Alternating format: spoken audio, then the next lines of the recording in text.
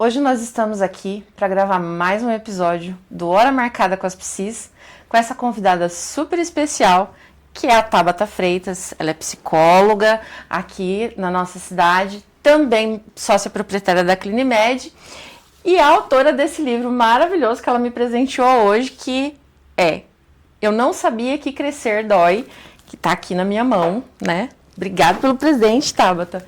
E eu queria que você se apresentasse, né, aqui no Hora Marcada, um prazer de você estar aqui. Fala um pouquinho sobre tua trajetória antes da gente começar, Tabata. Primeiro, Malu, o prazer é meu estar aqui, né? Eu acho que esse programa tem enriquecido muito, trazendo outros profissionais, abordando temas importantíssimos.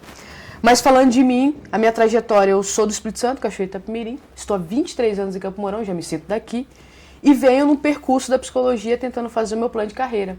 Né? Então hoje eu tenho a clínica, autora do livro, vem um próximo aí, atendo em Campo Mourão, então toda a minha trajetória de psicologia é em Campo Mourão, me vejo aqui conterrânea, entendeu? Que legal, Tabata.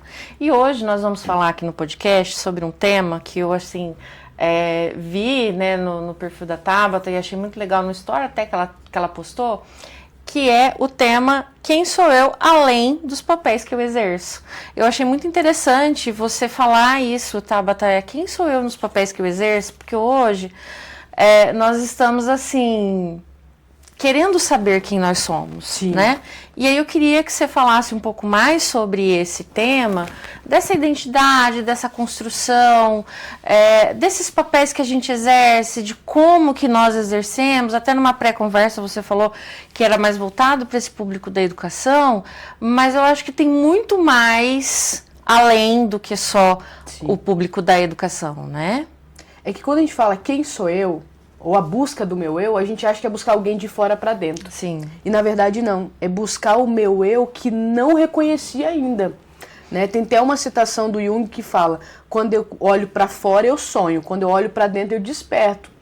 E esse tema é o que a gente tem buscado hoje quanto sociedade, que nós perdemos a nossa própria identidade. Se a gente for olhar, Marluz, a gente vive uma reprodução do passado. As roupas, modas, autores, tudo do passado. Sim. E quando que a gente vai construir o presente? Né? É uma pergunta que eu também me faço, porque às vezes a gente se pega, Tabata, naquela coisa, eu vou reproduzir algo, né? E a gente não está vendo nessa, principalmente na juventude, nessa sociedade de hoje, criações novas. Sim. E aí é um ponto, Marluz, por que esse tema eu tenho levado para as palestras na área da educação? Porque é um tema assim, como eu referenciar o meu eu? Marluz, a tua genética não determina quem você é, mas ela descreve uma trajetória. Então, se eu não cuidar agora, eu vou seguir uma trajetória do meu passado. Exato. Então, se a gente for olhar hoje as patologias, ansiedade, futuro, depressão, passado, e qual que é o presente? É uma falta do aqui e agora. Sim. Então, quando eu exerço um papel, a gente acha que, por exemplo, Tabata ela é psicóloga, mas a psicologia é uma parte dela. A Tabata é filha, a Tabata é amiga, a Tabata é chata, a Tabata é correta. É legal também. Legal também. Escritora de livro. Sim. A Tabata tem muitas vertentes. Sim. Só que tem vertentes da Tabata que a sociedade pesa na cobrança. Por exemplo, ser psicólogo, a gente não pode errar. A gente não pode ser a gente. Então, a maioria das doenças que nós adquirimos hoje, de uma forma geral, é o que o outro coloca sobre nós. Quando eu me reconheço quem eu sou, Marluz, Tabata tem uma personalidade forte. Ela reconhece que ela vai perder pessoas, que ela vai ganhar pessoas, Sim. mas ela vai lidar com as consequências disso. Dói menos. Então, acho que esse tema é a gente identificar o que eu gosto. Se você chegar para alguém e perguntar assim, o que você gosta de comer? A mãe vai falar o que o filho gosta, o que o marido gosta, mas ela já perdeu a identidade do que ela gosta de fazer, de que tipo de música ela gosta de ouvir. Porque você acaba se adaptando ao gosto desse outro, você acaba se adaptando à vontade desse outro. E aí vem aquela pergunta, né? De repente a gente para, eu não sei se você já passou por isso, mas eu já passei por uma situação assim parecida, que de repente eu me perguntei, mas quem eu sou de verdade? Por viver muito a vida desse outro, porque o que você está trazendo é isso. A gente para de viver a nossa vida para viver a vida do outro, né? E esse tema surge quando eu coloquei o título Não Sabia Que Crescer Dói, porque crescer dói. E a gente só cresce depois que a gente se rasga por dentro. Olha que forte, eu tenho que me rasgar para que nasça alguma coisa. E a gente não quer passar pelos processos. E para reconhecer quem eu sou. Sim. E no final de tudo isso, Marluce, a gente entende que é a gente com a gente. A gente se preocupa tanto com o outro, com a história do outro, referência dos outros, mas você tem uma referência da sua própria história. Se você buscar desde quando você nasce até aqui, não tem referência mais importante que a sua, mas a gente olha para o outro. A comparação destrói o ser humano, porque quando eu me comparo com o outro eu me diminuo. Então, me buscar, me despertar, é um processo que é você com você. E tem que se lapidar. Tem que saber o que você está disposto a perder com aquilo, tem que saber o que você está disposto a ganhar. Num casamento, quando não está bem, a gente fala, vamos seguir, até quando?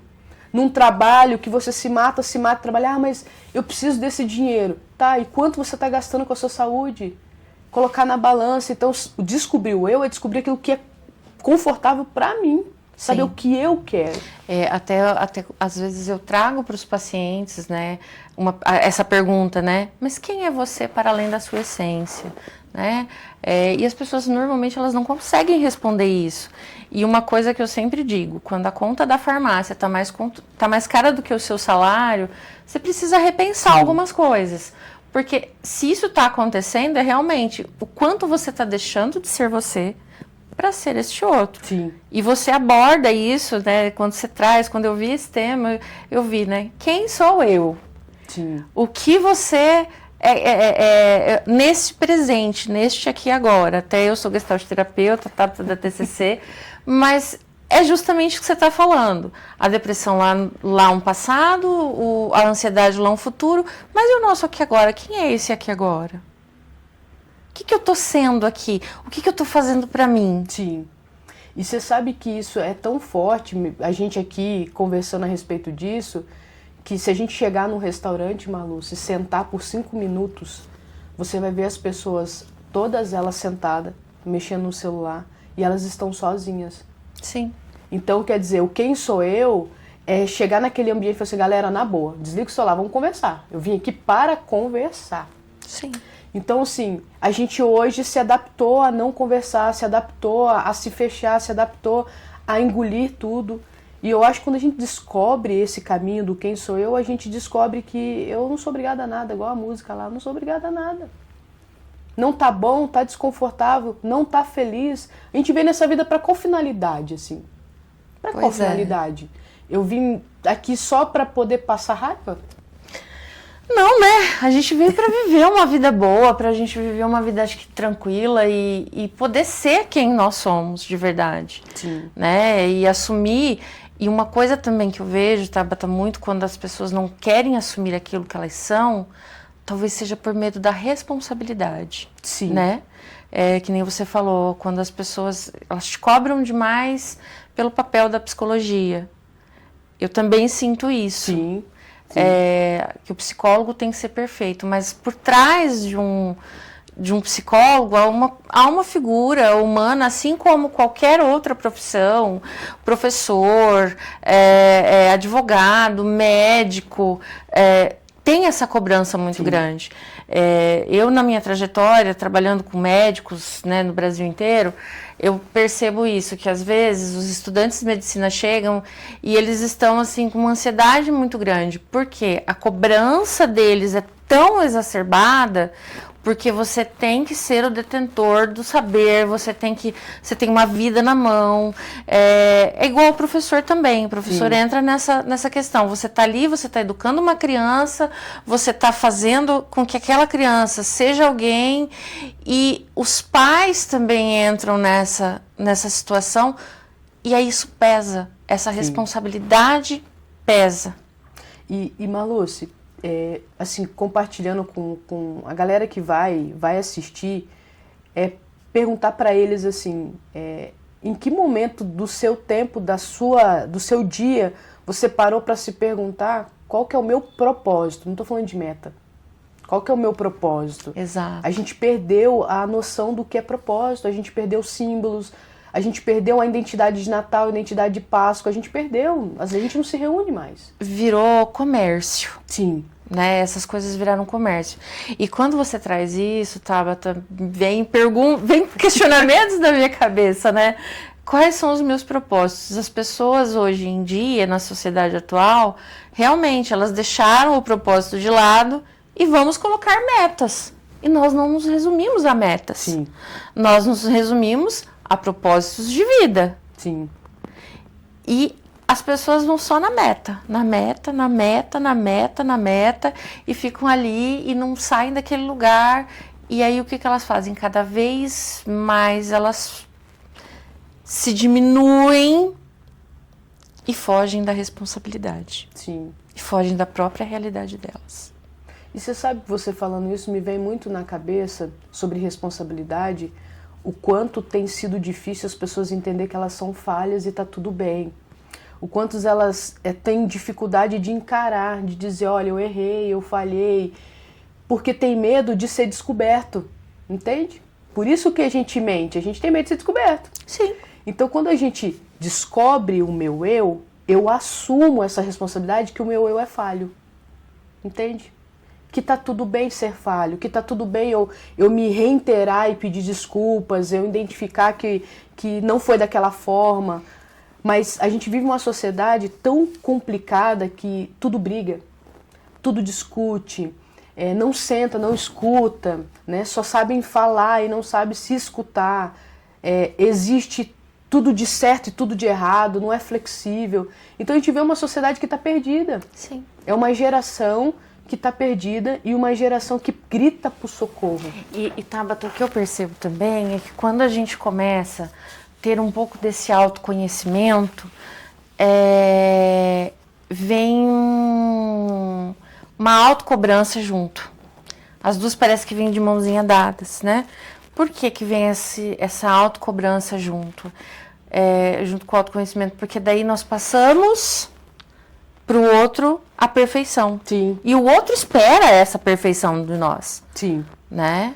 Tanto que nós vivemos uma geração hoje que é uma geração que quer ser milionária. É uma geração que não quer passar pelo processo. É uma geração que não quer ter dor.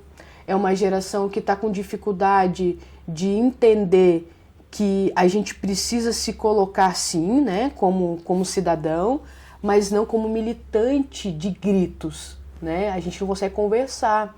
Então, assim, eu tenho 38 anos, tô próximo da tua idade ali também, Malúcia. E eu me recordo muito bem que quando a Elis Regina falou como os nossos pais, eu falava, eu não vou ser não. E a gente reproduz isso. Uhum. E essa geração não está conseguindo buscar qual a referência que eles têm, porque eles estão sem referência. Nós não vamos ter novos Picassos, nós não vamos ter novos Freuds, Beck, a galera da Gestalt. Não. Por quê? Porque é uma galera que está focada no superficial. Nada é profundo.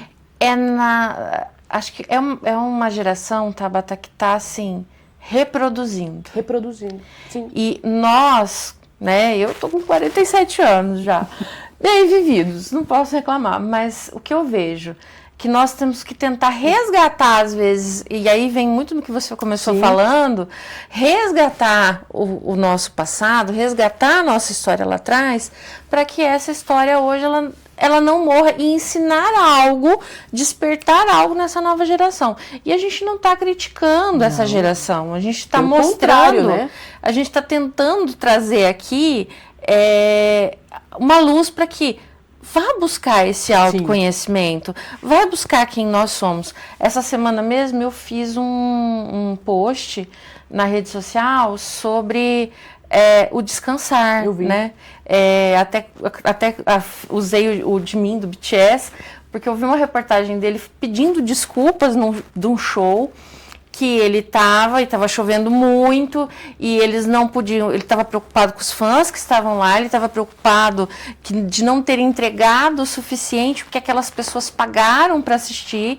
Então, olha a cobrança Sim. que às vezes uma pessoa que tem o mínimo do autoconhecimento, não estou falando que ele tem o mínimo, porque a gente não conhece a vida Sim. dele inteira, mas eles têm por trás daquela fama toda uma autocobrança muito Sim. grande.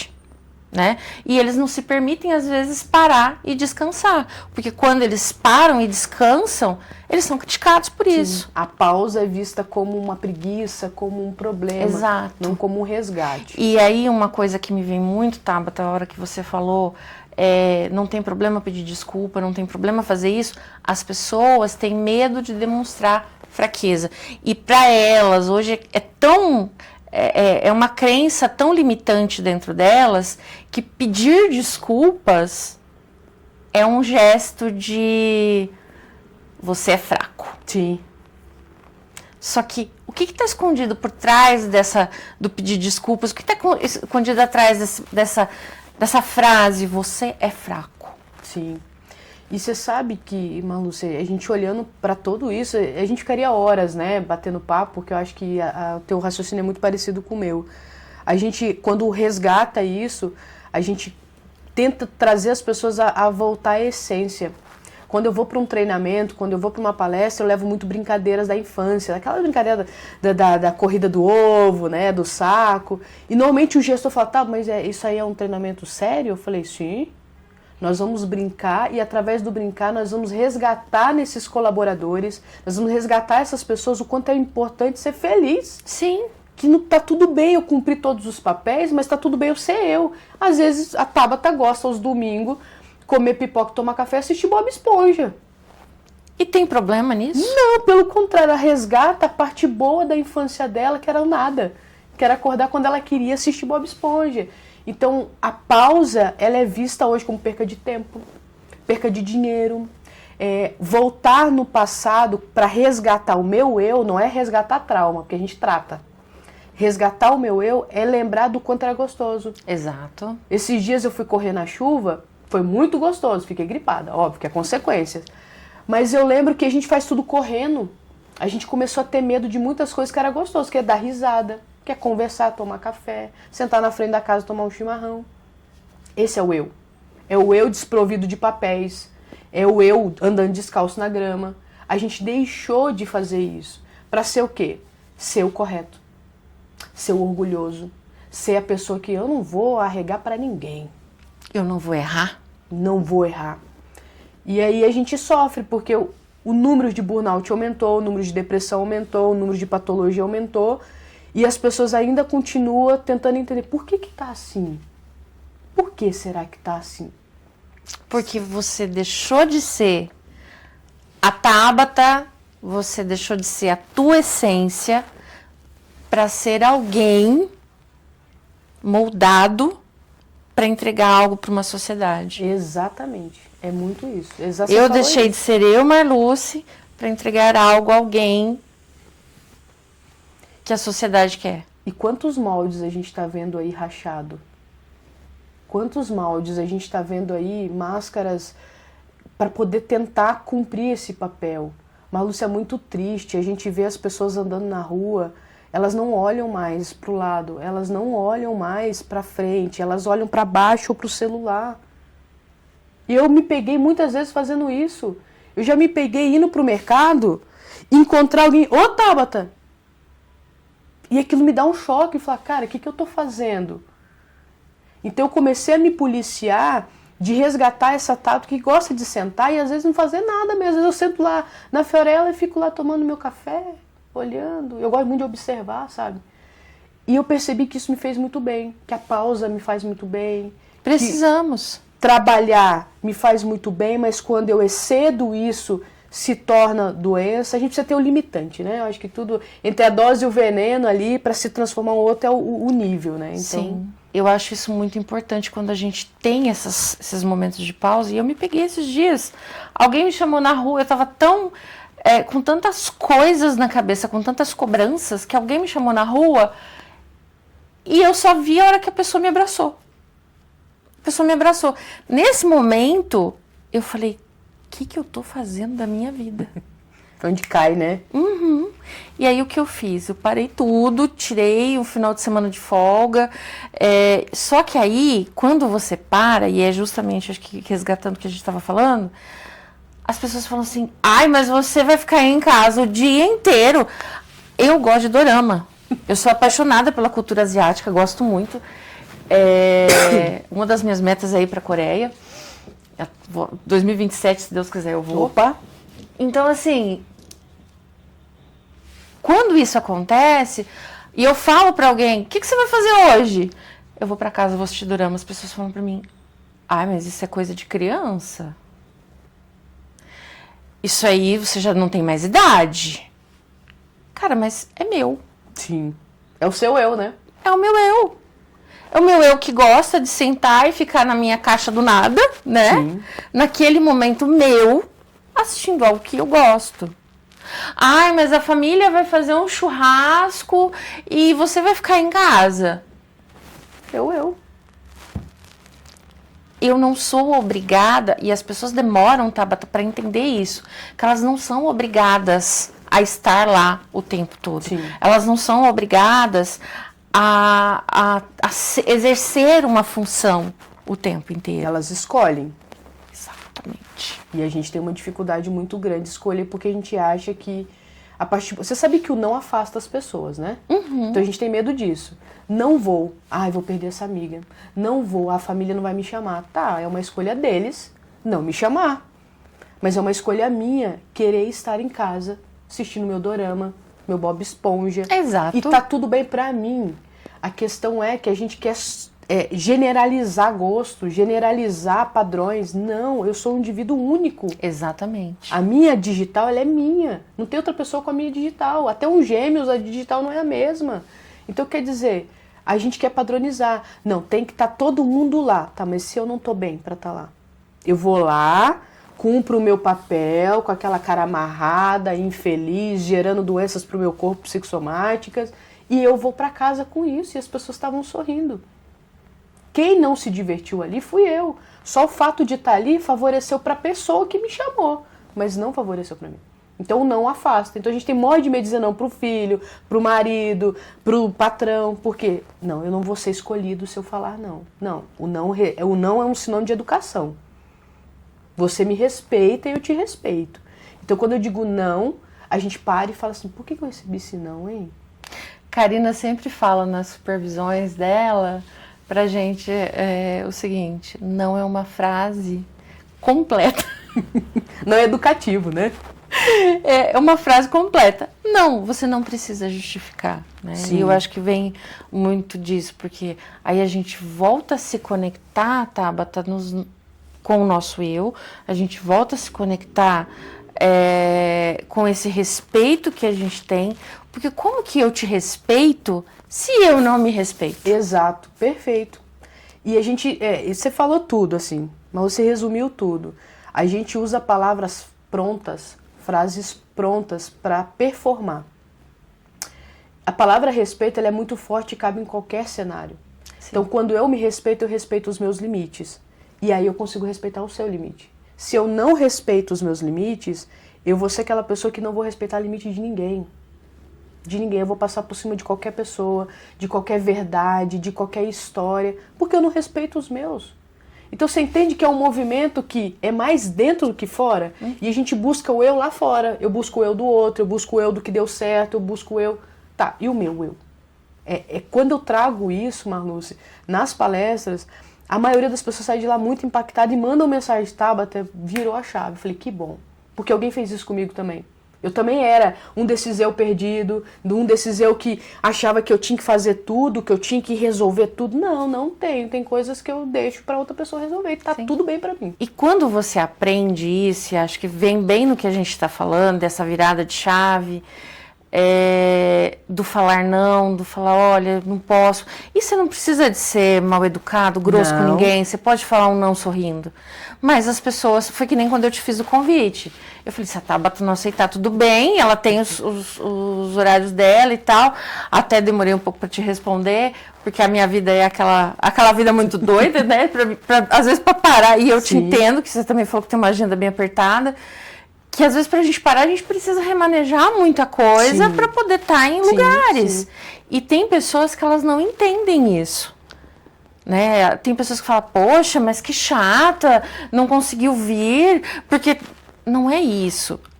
é um momento que às vezes a gente está vivendo que o outro não está vivendo. Sim. E quando existe esse respeito, essa conexão, a gente começa a olhar para isso, começa a se favorecer. E aí vem aquela pergunta, né? Eu sei quem eu sou. Sim. Quando você me fez o convite, e eu até falei, me fala certinho para eu me organizar minha agenda, porque eu escolhi estar aqui, Marluce. Eu quis parar esse tempo para fazer essa fala porque é importante. E não há perda, porque eu remanejei, os meus pacientes entenderam, Sim. Eu vou voltar depois para o atendimento. Então, assim, a gente precisa entender que é uma escolha que eu me coloco. Só que, dentro dessa escolha, existe ganhos e perdas. E tá tudo certo, só que a gente fica querendo só ganhar e não perder. E quando você usa a palavra respeito, me coloca naquele pensamento seguinte... Marluce, o fato de você estar aqui, que é da Gestalt, e eu da TCC, nós somos psicólogas. Entende? Sim. O nosso diálogo não vai ser para eu defender a TCC, nem você a Gestalt. Exatamente. Nós vamos dialogar porque eu posso aprender com você e você comigo. Exato. Isso não é respeito? Claro que é não respeito. É a minha verdade. É o nosso diálogo. Então, aqui fora... As pessoas, quando elas parem e elas começam a refazer dentro dela valores, condutas, essência, ela se torna uma pessoa melhor na sociedade. Com certeza. Porque é o indivíduo. Exato. Porque assim, Tabata, muitas vezes eu vejo isso. Eu também gosto muito de observar as pessoas. Eu e você tem um pensamento muito parecido. Perfil, né? É, um perfil bem parecido. E às vezes eu começo a escutar, e às vezes nas viagens eu estou no aeroporto, eu começo a ouvir um ali falando uma coisa, outro falando outra. Uma vez me chamou muita atenção que a pessoa falou assim, eu só escuto, falando para uma outra pessoa. E eu estava aqui, tranquila, lendo meu livro, no aeroporto, sentada, esperando meu voo. E aí a pessoa falou assim, eu só escuto aquilo que me agrega. O que não me agrega eu não estou nem aí. Se ela pensa desse jeito... Aí eu fiquei pensando... Será que essa pessoa, ela se respeita realmente? Uhum. Porque daí eu senti não uma questão de liberdade nessa fala, mas eu senti uma questão de egoísmo. E acontece isso também. Às vezes a pessoa ela se enche tanto de uma... E quando você fala do respeito de aprender um com o outro, acho que é ter essa empatia, né? De se colocar no lugar desse outro. E as pessoas perderam isso. E isso não é autoconhecimento. Sim. E muita gente pensa que isso é um autoconhecimento. A minha verdade é a verdade absoluta. Vai transpor em cima das tuas vontades, das tuas escolhas. Eu vou invadir o seu espaço. Isso eu acredito que não é autoconhecimento. Sim. Isso é um pouco de... como é que eu posso falar? Não é arrogância, né? Mas é aquela coisa de egoísmo, de ser egoísta demais e querer que todo mundo... Que nem a gente estava falando das famílias, das reuniões de família, aquela coisa. Não é ser egoísta. Eu quero estar num lugar onde eu quero estar. Sim. Né? Onde eu quero realmente que eu me sinta bem e não fique com a cara amarrada, não fique emburrado, ou que eu tenha que impor alguém. Uma coisa que eu vejo muitas vezes é as amizades. Uhum. Você me tem como amigo, você não precisa do outro. E eu vejo muito, principalmente atendendo adolescentes, às vezes ele fala assim, mas o meu amigo me deixou pelo outro amigo, e não sei, não é que está te deixando. Talvez aquela pessoa, e eu vejo esse conflito muito grande, né? E às vezes até fico pensando, falo assim, quantas vezes eu também passei por isso? Sim. E que bom que você passou por isso, porque hoje você consegue ter essa maturidade. Exato! Né? E aí a gente vê os adolescentes com essa questão, né? Mas ele me trocou por outro. Não é que ele te trocou por outro. Ele escolheu. Sim, sim. Né? Mas até entender isso causa um sofrimento. Eu sempre separo os amigos em maleta. Tem amigos meus que são a nécessaire. São aqueles que a gente para, toma um café, conversa, é gostoso, mas é só aquilo ali. Tem a maletinha mais média, que a gente ainda fala um pouquinho da vida, mas, né? E tem a maleta grande, que é profunda, a gente se encontra uma vez no mês, uma vez no ano, mas quando a gente senta, você é você ali, você fala besteira, você se coloca para fora como uma catarse. Então, existe amigos que a gente separa, eu separo eles em maleta. E quando eu vou falar isso pro jovem, ele fala assim, mas tá, eu só tenho necessaire. Eu não tenho outras maletas. Falei, então reveja Exato. quem você coloca nessas maletas, né? Então, acho que cabe muito o que você falou, assim, Marlúcia. Eu acho que a gente precisa olhar para dentro, se descobrir, e ainda dá tempo de se despertar. Eu acho que a gente tá chegando numa era de que as pessoas estão cuidando da saúde, colocou a saúde como uma prioridade, não foi porque elas queriam, foi porque foi necessário. Estão entendendo que a internet veio para somar, não veio para dividir. Então, estamos entendendo que a tecnologia nos favorece, mas não toma o nosso lugar.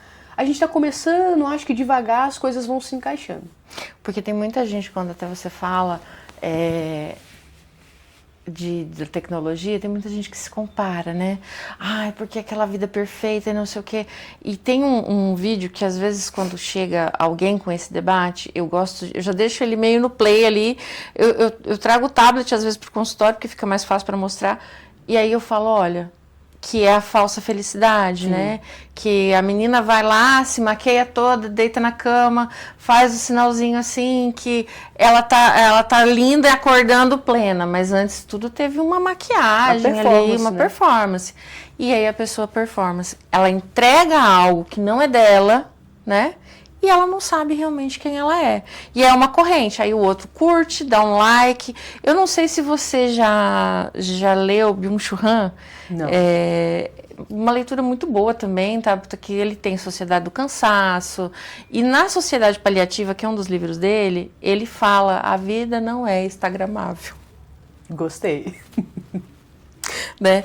E quando ele traz esse contexto, ele fala justamente disso, dessa felicidade que às vezes não agrega e afasta a outra pessoa do eu. Sim. Dela. Sim. Né?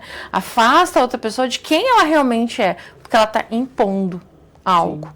Ela está colocando algo para as pessoas que não é aquilo. É um mundo fantástico de Oz, né? Fantasioso. E por isso que tá difícil dentro da clínica, né, Marlúcia? Acho que você também passa por isso, da gente trazer o paciente a olhar dentro daquele quadrado que é só ele e a dor dele e eu. Sim. Ali não precisa performar, ali não precisa usar máscara, não precisa querer naquele momento ser o que ele é lá fora. Ali dentro pode ser você. Sim. Né? Tem mamães que eu atendo que tá recém-mamães. Tá, eu posso dormir aqui? Pode, deita aí. E quando você achar que esse descanso, você consegue falar da sua dor, tá tudo certo, eu tô aqui, pode ficar tranquilo. Teve um que falou assim, coloca uma mantinha também. Eu falei, eu vou ver da próxima sessão. E talvez a gente pense assim, mas a pessoa paga pra ir lá e dormir? Eu não sei como é a casa dela, eu não sei qual é o tempo dela. E talvez ela encontrou dentro do set aqueles minutinhos pra cochilar. E em algum momento ela vai despertar e falar, agora eu vim pra falar, tá? E tá tudo bem. Esse é o eu que eu quero trabalhar. Aquele eu cru, né? Porque lá fora é tantas máscaras, é tanta maquiagem, é tanta roupa chique, é tanta coisa que a gente se perde no meio disso tudo, dessas camadas, né? Sim, e acho que é não se perder no meio disso, né, Tabata? E até pra gente já ir fechando o nosso quadro, eu queria que você deixasse, assim, um recado pra nós, justamente para as pessoas olharem para esse eu, né? Falar alguma coisa para elas realmente tocar ali e para voltar para esse eu. Assim, eu vou pegar a citação do Jung, né? Que eu acho que é perfeito, assim, quando se sonha, quando se olha para fora, sonha. Eu acho que a gente está vivendo num sonho de um mundo real que dói. E a gente não quer ver esse mundo real que dói. A gente quer só sonhar. E olhar para dentro é despertar, que é olhar o mundo real, que dói, que cresce, que machuca, mas que nos fortalece muito. Sim. E ser a gente se paga um preço. Mas é melhor eu pagar um preço porque eu sou do que eu pagar um preço porque eu não consigo ser lá fora. Então, eu acho que eu deixo essa citação, né? Pra gente poder sonhar, mas olhar para dentro e despertar. E Marluce, aproveitando esse espaço, eu acho que as pessoas precisam parar para assistir conversas como essas. Com certeza, com certeza. Parar para ouvir o que o outro tem a nos dizer que possa nos agregar e nos despertar. A gente precisa olhar para a tecnologia, que é o Instagram, né, os YouTubes agora, e extrair disso uma informação que chega rápida. Isso antes demorava tanto, agora chega rápido. Então, assim, vamos aproveitar esse bate-papo. Quem sabe aqui vai chegar no coração de alguém e alguém fala assim, eu quero mudar a minha realidade, eu quero contemplar o tempo. Então é isso que eu deixo para as pessoas. E até quando a gente começou o podcast, Tabata, foi uma das nossas intenções, de levar um pouco de uma conversa, às vezes entre profissionais, e até essa conversa, trazer histórias reais aqui para realmente tocar a vida dessas pessoas, porque é que nem você escreve no título do seu livro, né? Que até queria que você falasse aonde que a gente consegue comprar o teu livro também, né? Crescer Dói. Eu não sabia que crescer dói. Porque realmente é uma coisa muito importante que nós precisamos ter esta consciência, né, de nós mesmos. E foi esse um dos intuitos do podcast, para levar esse conhecimento, né? Uma ideia que surgiu e a gente está levando este conhecimento. Aí tá fazendo isso muito bem feito, né? Eu assisti quando o Frank veio, assisti um outro profissional de educação física que veio, assisti, achei interessante e eu acredito que vai impactar muitas pessoas, né? É o propósito. É o propósito. Né? Não é a meta. E se vocês, né, também gostaram desse conteúdo, se inscreve no nosso canal no YouTube, Hora Marcada com as Psis. Eu vou agradecer a Tabata que veio aqui hoje, disponibilizou seu tempo, sua agenda. Quero que você volte mais vezes pra gente falar de outros temas, né? Com certeza, o convite já fica estendido. Vamos marcar outro horário para você vir de novo. E agradeço muito, Tabata, a tua participação aqui com a gente hoje. Eu que agradeço. E fiquem ligados, porque toda semana sai um episódio novo no nosso canal, às 19 horas. Toda semana, toda quarta-feira, às 19 horas, o Hora Marcada das Psis lança um episódio novo. E logo, logo vai ter um episódio dessa maravilhosa aqui, gente. Até mais.